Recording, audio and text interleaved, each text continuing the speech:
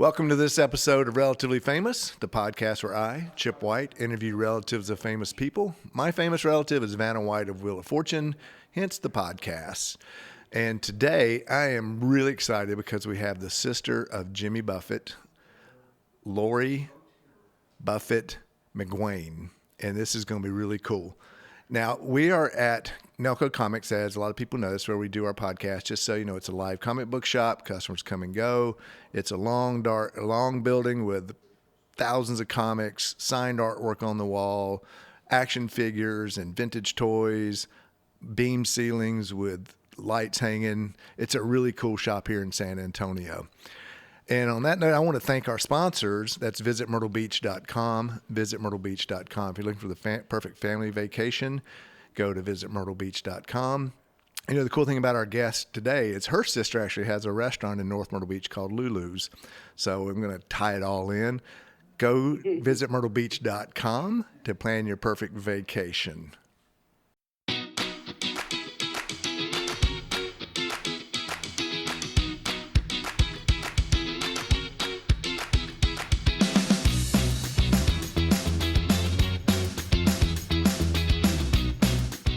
Relatively Famous podcast with Chip White. Laurie, welcome to Relatively Famous. How are you? I'm happy to be here. I am super excited. When you reached back out on social media, I was thrilled that you did because, you know, I have reached out to Lulu before.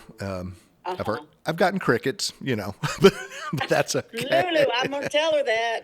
I'm going to show her this. She'll say, okay, I'll do it. Well, you know what? I mean, it will be fun because I love having multiple versions of same story sometimes, or the same view of someone.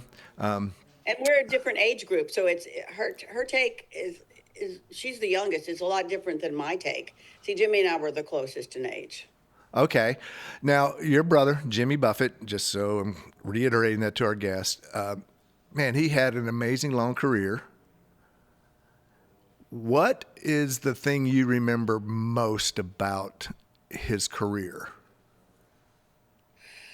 Ooh, Lordy, that's a tough one. Well, longevity, I guess, is the first thing that comes to mind. You know, looking in the background, sometimes it's hard to believe that this happened, but then you see the other side of Jimmy and you think, yeah, of course this happened, because no one in the family expected what became of him, how he maneuvered it, how he became so famous. And so it's kind of a fascinating journey. And since he passed, I've been asked a lot. It's given me time to think a lot about all the, what did he say, 50-something years in showbiz.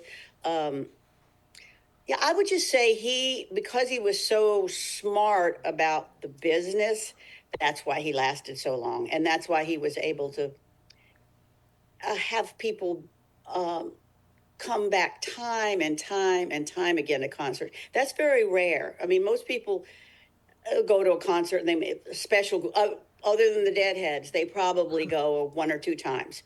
That doesn't happen with Jimmy. I mean, I've read online different things. Some people have been 50 times to the shows. Oh, I know. So that's the parrot heads are real, right? My dogs. Yeah, that's his staying power. Staying power, I would have to say. And he enjoyed it. And he enjoyed it more than anything. It wasn't, yes, it was work, but it wasn't. The stage was his home, and he missed it when he wasn't there. I didn't get to see him in his younger career, but I did get to see him in Charlotte. It was probably 5 or 6 years ago. It was a great show. You brought up the fact that he had a good business sense. I've been in the film business for a long time, and yes. There are a million creative people, and this is what I teach when people ask me to speak in the class and stuff. Is there a million creative people? Yes. Making movies that no one ever sees. There are a million artists making good songs that no one ever sees. And I always say you have to have a business sense. If you don't, you have to hire someone who does. I mean, that's the difference. And he took business to another level. 100%. Mm-hmm. And Jimmy had that. And he was able to find good people in the beginning. I don't know all the particulars, but at one point he changed labels, and then he had his own label, and so it evolved over time. But he was always in motion vis-a-vis business part of the deal, and that's what made him so successful. And his buddy John Colan at Margaritaville Holdings is the person behind all the restaurants, and he expanded the brand, so Jimmy was very pleased with that, Yeah. to say the least. Well, when I told my sister I had you on today, she was super excited because she got to meet Jimmy. Because, Wheel of Fortune and Margaritaville have done a lot of I know that. work together. So she said, "Oh my God, I love Jimmy. He was so nice." So my Oh, sister tell says her hi. hi. No, Yeah. yeah, they work with Wheel of Fortune. They give away vacation trips and all kinds of things, don't they? They do, and they're actually Yeah. building a Margaritaville. There is a Margaritaville restaurant in Myrtle Beach at the Broadway. Lulu's Right. has one in North Myrtle, and they're building a Margaritaville, I think, a little hotel in North Myrtle Beach, my hometown. And the That funny would be thing wonderful. is kind of where they're building it. And this is way off subject, but when I was growing up, I was 6 or 7, Vanna was 10 or something, and there was a motel there on the beach. And my dad knew everybody, so we got to swim in the pool on a Sunday, and they had a slide, just those old blue slides. Well, Vanna was going to go down the slide, and she got to the top and got scared. And she sat there for like an hour. She wouldn't she climb. wouldn't- She wouldn't she climb down the wouldn't. stairs. She wouldn't slide. She made kids go around her. She would not get down until she finally conquered that slide. And that's my sister, man. She was at that Well, age. that's a good story. That relates to Jimmy. Perseverance. Oh my goodness. Yeah. Oh my goodness. You get rejected, and you just keep going. And a lot of artists do that. But I agree with you. There's some quality, and I believe it's the business sense that catapults these people into a different sphere, so to speak. Yeah, I mean, my And sister is like Jimmy. Not in the same financial category, but she's done well. She's not yeah, she's not a broke TV star like a lot that happens quite a bit. So, I know, no business sense. There you go. yep. Okay, so let's talk about you. Me, You are okay. not in the industry, correct? No, I am not in the industry. My sister has her restaurants. My husband is a famous novelist in the literary world, not necessarily in the airport book sections of there. But no, I'm. What am I? I don't know what I am. I'm the common denominator of all these people, and I have a good business sense as well. And I I I was sort of the middle. I am the middle sister, so I was the one who was in touch with everybody, and I sort of kept the peace, and I would make sure everybody knew what was going on. So that was my role. Same role in my own family too. Yeah. Now, you said your husband's a writer. Yes. Jimmy wrote a couple of books also. I Yes. actually read Yes. one of them. Have you read any of Yes. Jimmy's? And what's your favorite Oh book yeah. of your husband's? Oh, I always say the last one of my husband's. Well, of Jimmy's, I think Salty Piece of Land would be my favorite. Of Tom's, I would say it's the obscure one. It's called Panama. It's one that didn't get good reviews. The latest book is called A Wooded Shore. That just came out last year, and it had wonderful reviews. And it's brilliant. It's short stories, but my personal emotional favorite is one called Panama, because it was written in a time when we first met, and he was having a hard time. I was having a hard time. We were both going through divorces, and the gods brought us together in Key West, Florida, because I was visiting my brother, and that's how I met my husband. So that's why it's my sentimental favorite. Oh, I'm gonna have to pick that up. I'm actually reading a book called Theo of Golden right now, which I'm finding fascinating. Yeah. Now you said you met in Florida. You obviously don't live in Florida because you are a horsewoman. Yeah, I'm in Florida now, though. Okay. I'm in Florida now.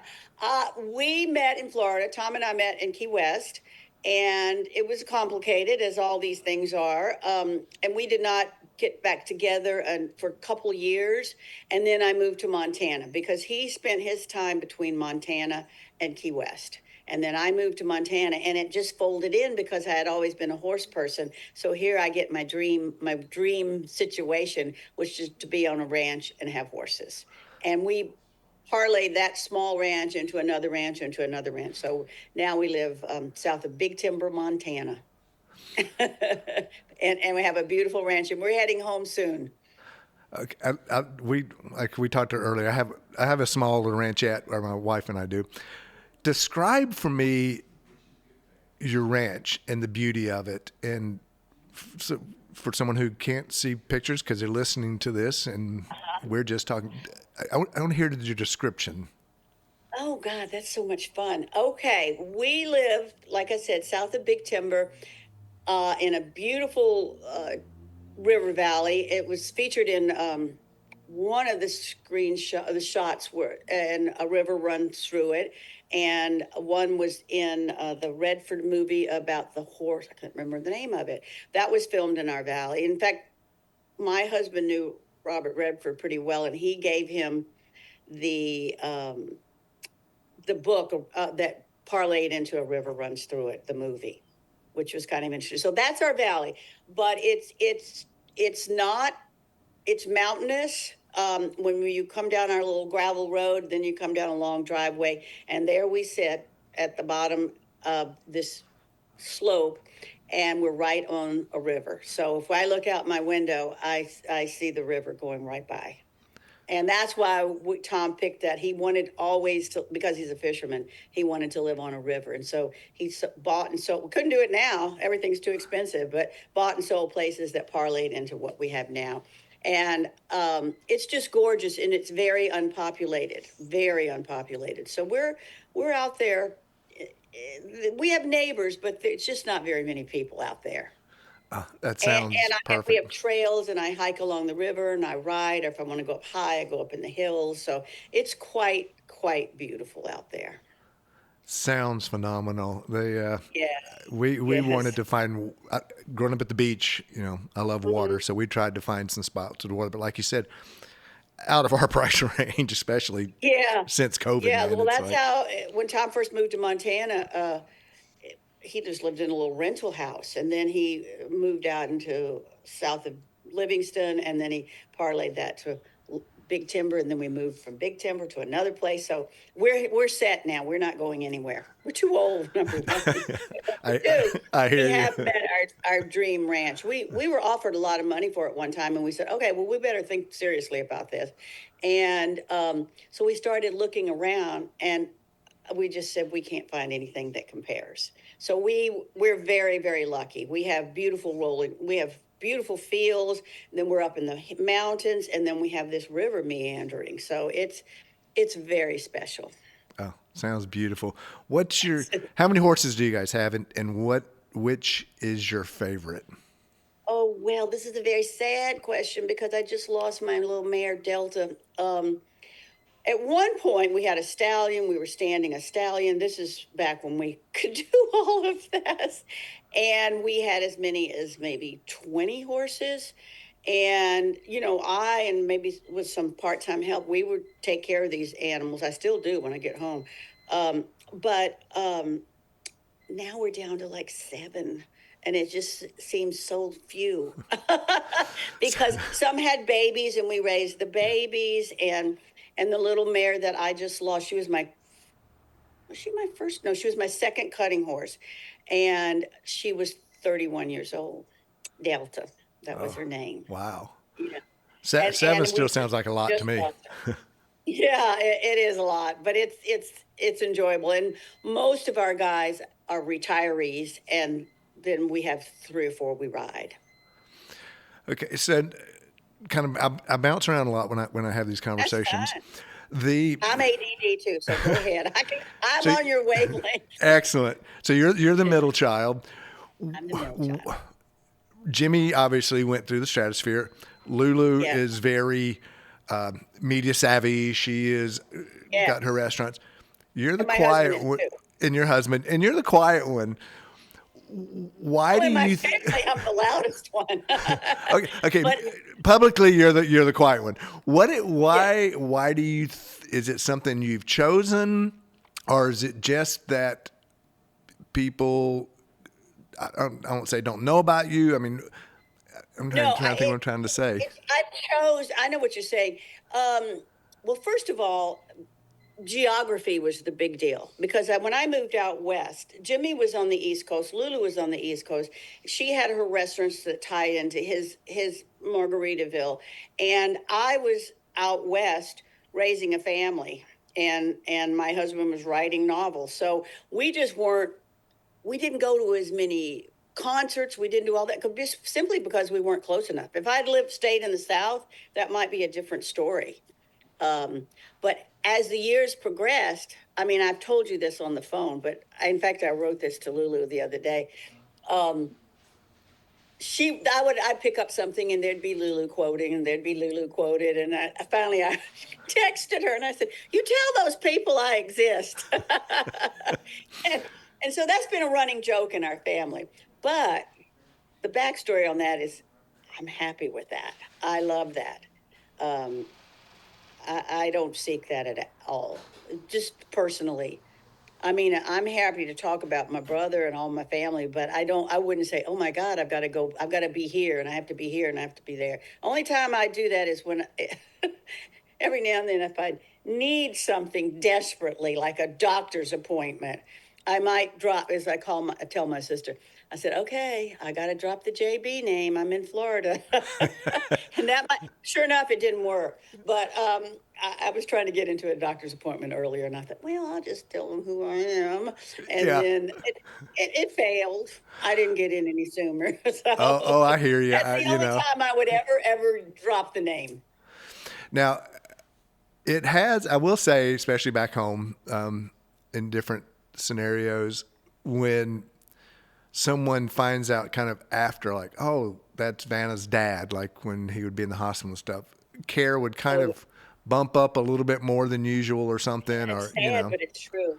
Yeah. and I'm sure if you want that same with you in Florida or your family Yep. would, the Buffett Yes. about anywhere, I would think, but Yes. Well, there's a dadgum highway named after him, so it's pretty obvious around these parts. But it's interesting. Somebody was telling me they heard one of his songs on the radio the other day, and I said, I miss him every single day. There's no question about that. But I really miss him when I'm in Florida because I see that same skyline that he wrote about, or being out in the Gulf that was his love. So he's Mr. Florida in my mind. yeah, it was. I know we were all sad when we heard about his illness, and then of course in passing. Yes. You were going through, and I don't do a lot of research, but I actually did a little research this time. Oh yeah, I'm the other one. You were going Yeah. through some very serious cancer issues yourself, right? Yes, I'm the miracle child. I will tell you an interesting story. So Jimmy was keeping his illness on the down low. In fact, it's quite a miracle that not many people knew about it. He'd had this illness for 4+ years, and but the pandemic was happening, and so he kept it quiet till the very end, really. Um, but nobody knew that we were going through this together until after the fact. And so he had been up in Boston doing treatment, and he called me and he said, Lala, we all have our nicknames. He said, Lala, I finished my treatment. That same exact, within the hour prior to that phone call, I had received a call from the doctor saying, we found a tumor on your pancreas. And he was so happy he was through with his radiation. So I called my sister and I said, I can't tell him. He's on a high because he's progressing. And about 10 minutes later, the phone rings and he said, Lala, are you trying to upstage me? And that's how our journey together began. And then sometimes Lulu would say, he calls you more than he does me. And I said, sister, you don't want to be in the club we're in. And so we would compare notes. He would call me and say, I have anxiety. And then I'd call him and I'd say, I have anxiety. And then I'd say, well, we would coach each other and keep each other going. And toward the end of my chemo, I was pretty weak and fragile. I said, I don't know if I can do this. And he just kept saying to me, Lala, get back on the horse, get back on the horse. So to this day, whenever I think about that time, it was pretty amazing because we were very close. And once he wrote me, I never told anybody this, I don't think. He wrote me a letter and he said, he was so brave. Oh my God, he was so brave going through this, but always so cheerful. I mean, I don't ever remember him being down for very, very long. And even going through all this, and one time he wrote me and he said, I can stand the physical part. He says, but I'm kind of feeling down. That emotion was not normal to him. He'd never felt down in his life. He was Mr. Happy. So it puzzled him and it kind of probably frightened him a little bit. So, I walked him through that a little bit and he walked me through things. So that was our journey. And looking back now, I miss him so badly, but thank God we had that, right? And this is March of 2026 and I was diagnosed of March of 20. So I'm 6 years cancer free of pancreatic cancer, which is a damn miracle. Yeah, that's what you were saying. You And are the I'm miracle healthy, child. happy. And, my doctor at Duke said, Laurie, one day you'll get back on that horse. And I didn't believe him. I was crying. I said, no way. And sure enough, got back on soon as, right after I finished my chemo, I think I started riding again. Yeah, I think I read where you talked about how getting back on the horse really helped you improve your strength and your health afterwards. Oh, it was so mentally for me because I would go out every day and feed the horses. And they said, no, you don't have to do that. You're weak and all this. And it might take me an hour or two and they might put the hay out for me, but I had to be out there because then I would talk to I had this one horse, Harry, and I lost him last year. They're all so old. But Harry, my horse, he had lymphoma in his eye. And the doctor said, it's 6 months, 6 months. Well, we'd sent him to Pullman, Washington, and Colorado State. Anyway, I had this wonderful vet named Rod Warren. He said, I'm going to try something. And he did. And he did an injection. This is all random for your listeners. But at any rate, it's he did it. He saved him. And Harry lived and took 4-H kids to shows. And after we retired him. So when I came back from my surgery at Duke and got back home to the ranch, the first person I went out to was Harry. And I said, Harry, you got me? And sure enough, he helped me through it. Now, and you started a charity, I don't want to say event, a charity for research of pancreatic cancer, correct? Well, I didn't start any charity. No, I'm just a member of PanCan, which is Pancreatic Action Network. And I just helped raise money for them. And I encourage anybody who ever hears this, who knows anybody, please call them because they have resources on trials. They have resources everywhere. And they're a great organization. So, PanCan's my group. I really love them. Okay. Because you want to talk to a survivor when you're first diagnosed. And I was so frightened. Everybody I had ever known who had pancreatic cancer had died.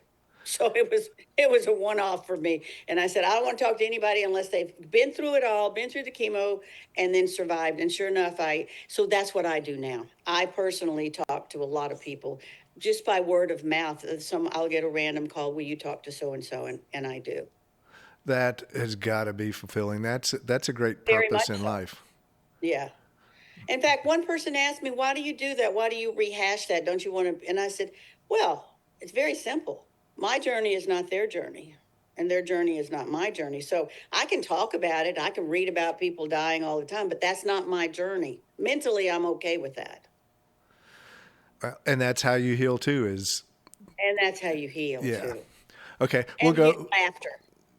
Love laughter. We're going to go back to the positive and flip back to your childhood.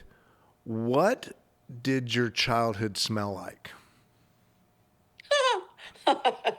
Well, let me think about this.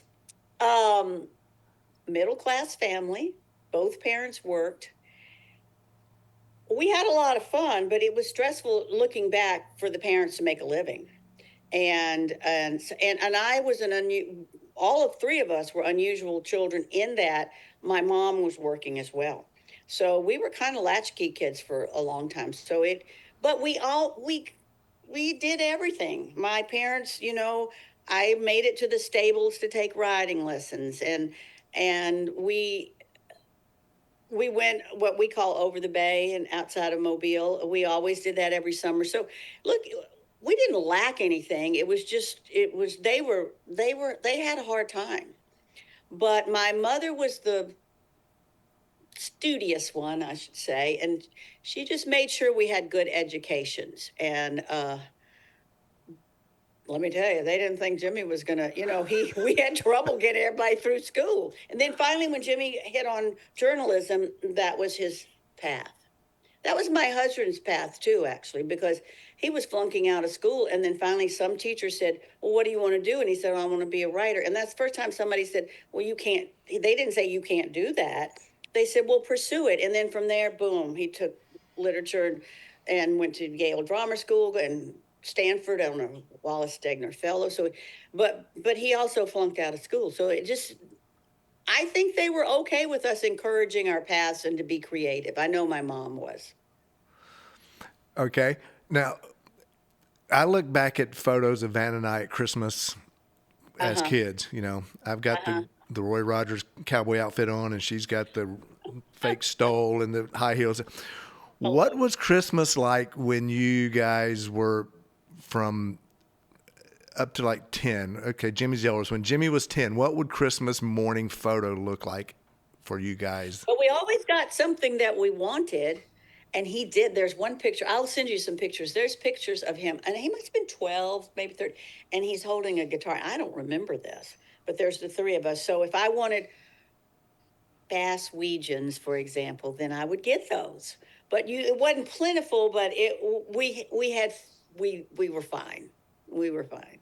They made the sacrifices so that we could take riding lessons, all those things. As the middle child, because I'm trying to think, it was only Van and I really only grew up together. Was there a moment where you were kind of like, almost like this interview, like, hey, I'm over here, the older brother's getting the attention, or the little sister's getting, was there that moment where you kind of felt like, Mom, Dad? No, because au contrario, I was sort of the blossom. I was the child who did all the things right in high school. I was the class president. I was what they call an azalea trailmate. I was the cheerleader. I was all of that. So, and as Lulu says, you were always Daddy's favorite. So as a middle child, I don't know. I think we all gave him fits, but I think I probably didn't give him as many fits, perhaps. Um, but that was the funny thing. They were kind of funky about me because they thought I got all the attention, which is not the case, really. Well, maybe. I don't know. I think Yeah. I was my father's favorite in some weird way. Hey, Daddy's little girl, right? That's exactly right. Okay. And Lulu came 5 years later. So she said, y'all were always off doing things together. Because, see, Jimmy and I are just 2 years apart. Y'all are always off doing things together. And so she felt kind of left behind. And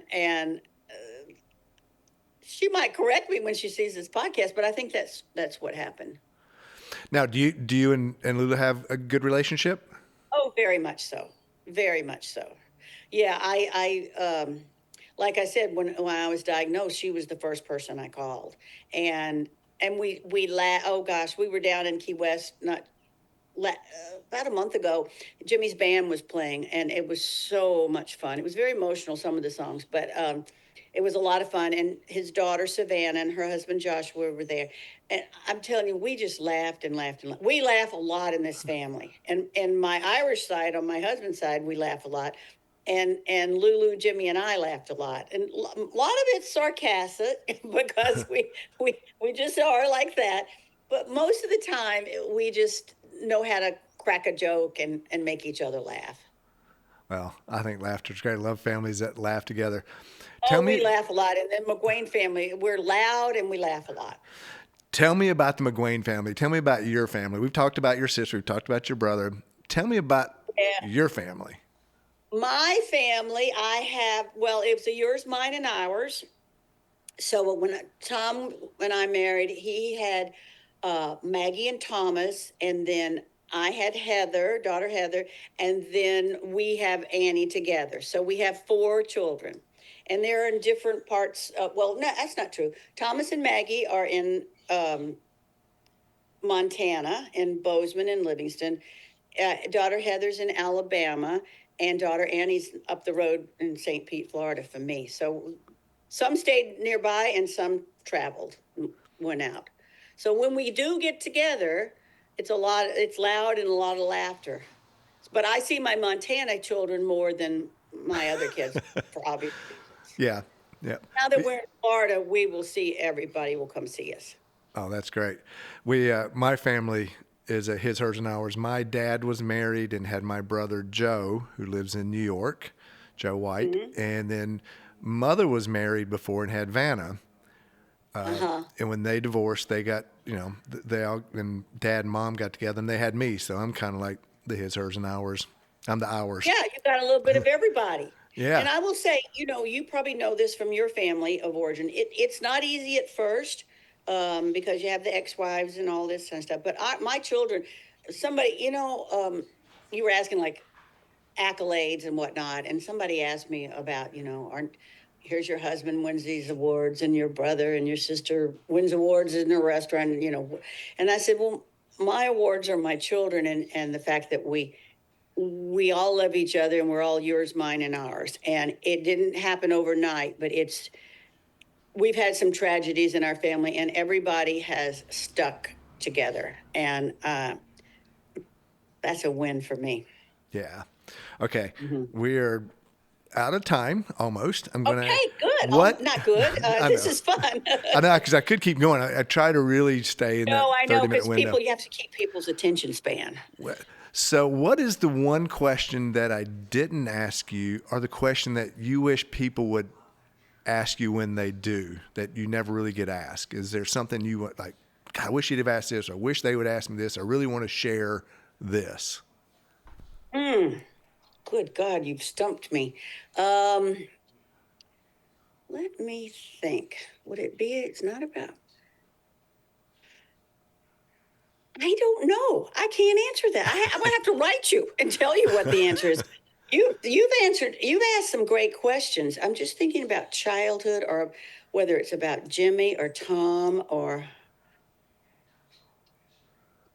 No, this is way off color, but one time, I would say to siblings who have famous people, and I know several famous people in our world, and I know some of their siblings and all that, and I just, you often wonder how that all how they all feel, and I don't even know where I'm going with this, but it's something about.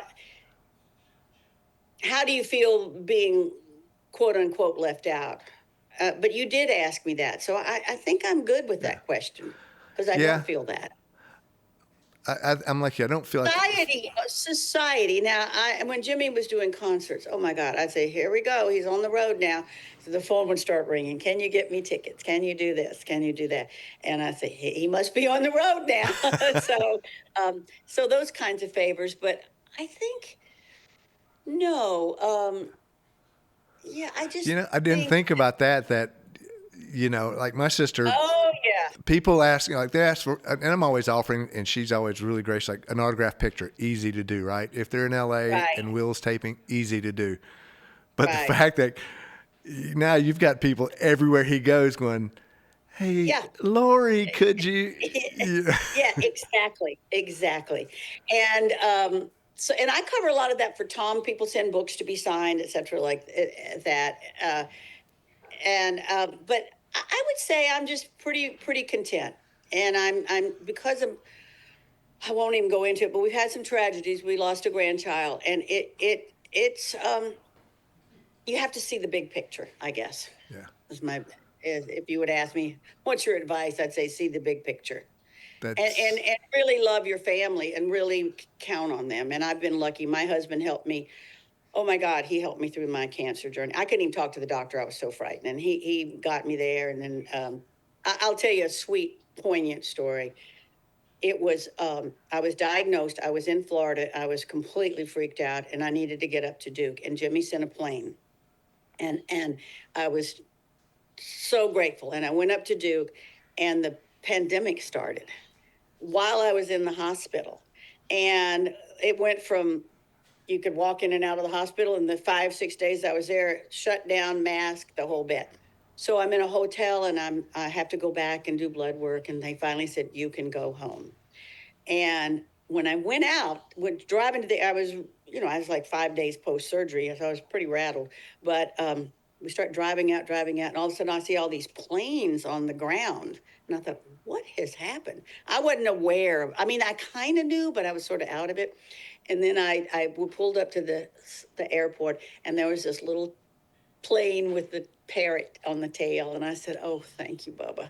So, I had a lot of, nobody has asked me about that because nobody knows that much about my journey with my health. But it's little moments like that I think about. I thought, oh my God, I am so lucky.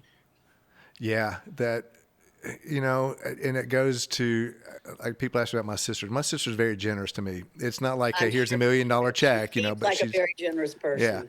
Yeah. But it's when you need help, she's there. It sounds like when you need help, Jimmy was there. And well, that was it. I had my husband, I had everybody else, and Jimmy, he's off doing his thing, and he's Mr. AD. He's doing 19 things at once. He might be surfing and this and that and writing songs and all that. But when that call came in and he found out about it, and he said, what do you need? And I said, I need to get to Duke. And he said, okay, off you go. So, and my husband coordinated that with him. So I was pretty grateful. And that's what families do. I didn't expect him to return calls right away or do all that. But when push comes to shove, and then he came to see me a couple years ago, or before he was going through his treatment, but he was good at that time. And I had finished mine, and then he came and picked me up, and we went to Key West. And,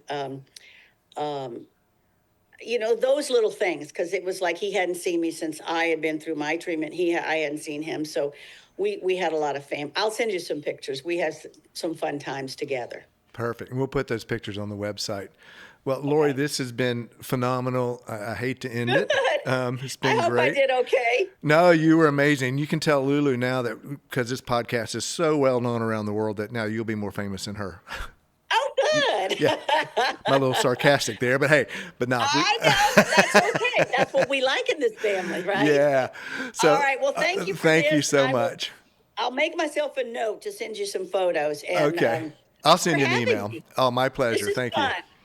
Oh, man, that was so much fun. I really wish I could keep going. Maybe we'll do a follow-up interview. Thank you so much, Laurie, for being on the show. You, the listener, the viewer, I am so humbled and grateful that you spend your time with us. I hope that you like, share, subscribe, all those kind of fun things you're supposed to do for podcasts to help us grow our audience. I want to thank visitmyrtlebeach.com. That's visitmyrtlebeach.com for sponsorship. If you're looking for a great family vacation, be sure to go to visitmyrtlebeach.com. Hey, you can even go to Lulu's restaurant while you're there in North Myrtle Beach. I want to thank Nelco Media, our production company, and I want to thank Nelco Comics for the cool comic book shop where we do our podcast, and I think I described it a little bit in the beginning. And again, thank you, the viewer. And here's an important thing. If you happen to be related to someone famous or know someone related to someone famous, reach out to me at podcastrelativelyfamous@gmail.com. That's podcastrelativelyfamous@gmail.com. You've been listening to Relatively Famous with Chip White.